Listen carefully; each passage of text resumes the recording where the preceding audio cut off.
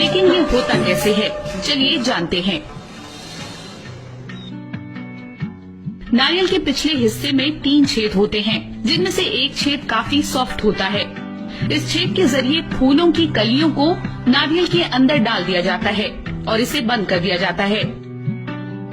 नारियल के अंदर की नमी की वजह से कलियां खिल जाती हैं, इसलिए जब नारियल को तोड़ा जाता है तो अंदर से खिले फूल निकलते हैं। ठीक इसी तरह इंजेक्शन से नारियल का पानी बाहर निकाल लिया जाता है और उसमें रंग डाल दिया जाता है।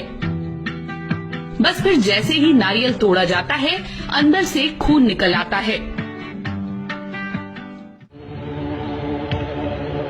कीलों के सेज पर सोए बाबा भी आपने कई बार देखे होंगे।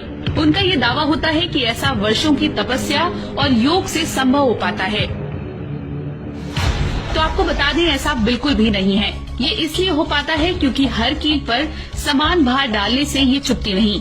अगर किसी का वजन 60 किलो है और वो 1500 से 1600 किलो पर अपना वजन डाले, तो हर कील पर 35 से 40 ग्राम वजन पड़ेगा, जो कि ज्यादा नहीं है।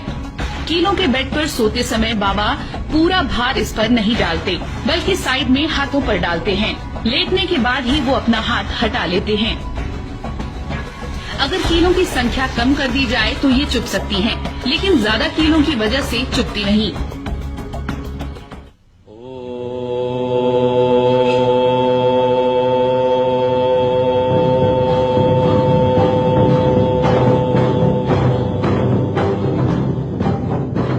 ऐसा ही एक और चमत्कार है बिना किसी सोर्स के हवन कुंड में आग लग जाना।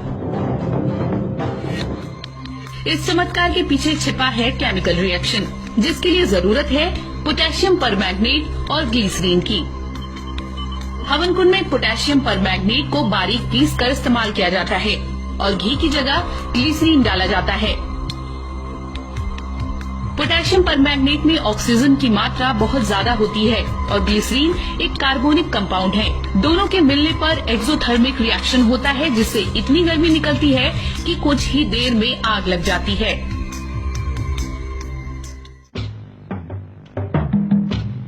केमिकल रिएक्शन से ही जुड़ा एक और चमत्कार है, जिसमें बाबा के पैरों को दूध से धोया जाता है और फिर वो जिस जगह से गुजरते हैं वहाँ पैरों के लाल निशान पड़ जाते हैं।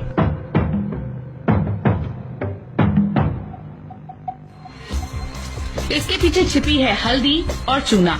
दरअसल जिस दूध से बाबा के पैर धोए जाते हैं वो चूने का पानी होता है और जिस कपड़े पर बाबा चलते हैं वो हल्दी में रंग कर सुखाया जा चुका होता है। जैसे ही बाबा जी कैल्शियम हाइड्रोक्साइड से भीगे पैरों से हल्दी वाले कपड़े पर चलना शुरू करते हैं, केमिकल रिएक्शन होता है और कपड़े पर रेडिश ब्राउन कलर का निशान बन जाता है।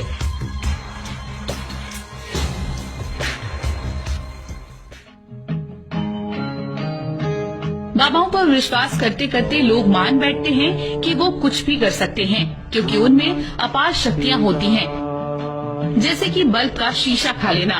देखने में तो सच में ये किसी चमत्कार से कम नहीं, लेकिन इसका भी तोड़ है।